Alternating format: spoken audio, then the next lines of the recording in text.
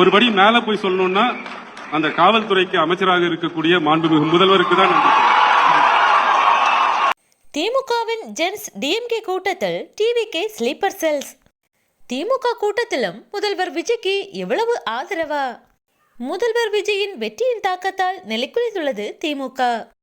அடுத்து என்ன செய்வது என்று தெரியாமல் நாங்கள் விரைவில் மீண்டு வருவோம் என வார்த்தைக்கு வார்த்தை பேசி வருகின்றனர். இந்நிலையில் முதல் கட்டமாக இளம் தலைமுறைக்காக ஜென்ஸ் டிஎம்கே என ஒரு கூட்டத்தை கூட்டியுள்ளனர். அதுவும் இப்போது ட்ரோல் மெட்டீரியலாகவே மாறியுள்ளது. இந்த கூட்டம் திமுகவின் எதிர்காலத்திற்கு உதவும் என கூறப்பட்ட நிலையில் தற்போது அதுவும் பலராலும் விமர்சனத்திற்கு உள்ளாகி இருக்கிறது. பெருமையா சொல்வீங்களா? யாரு 200 ரூபாய் ஊப்பிதா. இந்நிகழ்ச்சியின் சிறப்பு விருந்தினராக கலந்து கொண்ட மாநிலங்களவை உறுப்பினர் NR இளங்கோ அவர்கள் பேசியதாவது: இந்த கூட்டம் இங்கு நடைபெற உதவிய காவல்துறைக்கு நன்றி.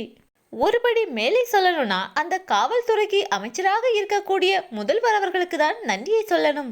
இவ்வாறு அவர் கூறியதும் அரங்கம் அதிர்ந்த கரகோஷம் எழுந்தது.